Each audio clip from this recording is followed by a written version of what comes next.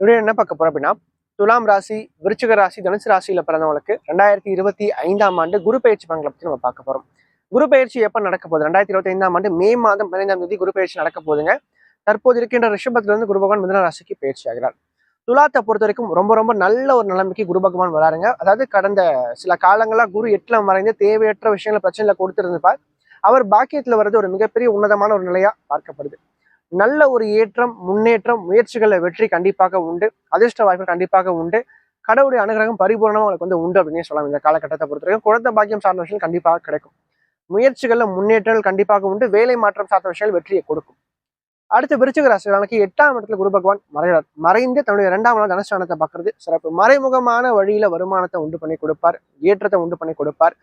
என்ன இருந்தாலும் இந்த காலகட்டத்தை பிறகு வருமானம் வந்துட்டே இருக்கும். உங்களை பொறுத்த வரைக்கும் குடும்ப வாழ்க்கையும் நல்லா இருக்கும். என்ன ஒண்ணு, 5ஆம் அதிபதி 8ல மறைகிறதுனால பிள்ளைகள் நினைத்து கொஞ்சம் கவலைகளை உண்டு பண்ணி கொடுப்பார்.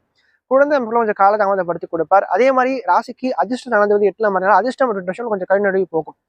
முயற்சிகள் ஹார்ட் ஒர்க் அப்படின்றத கொஞ்சம் அதிகப்படுத்தணும். அதிர்ஷ்டத்தை நம்பாம உங்களோட முயற்சி மட்டும் நீங்க நம்புங்க, கண்டிப்பா வெற்றி பெற முடியும். அடுத்து தனுசு ராசிக்காரங்க. தனுசு ராசிக்காரனை பொறுத்த வரைக்கும் 7ஆம் இடமான களத்திர சார்ந்த குடும்பங்களால கண்டிப்பாக நல்ல ஒரு குடும்ப வாழ்க்கையை அமைச்சு கொடுப்பார்.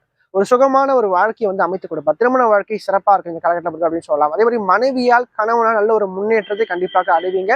நல்ல நண்பர்கள் கிடைப்பாங்க. அதே மாதிரி எந்த ஒரு சூழ்நிலையும் சமாளித்து ஜெயிச்சு காமிப்பீங்க. கண்டிப்பாக வாழ்க்கையில் அடுத்த ஒரு ஓராண்டுகள் வெற்றி அப்படின்றது கண்டிப்பா உங்க பக்கம் அப்படின்னு சொல்லலாம்.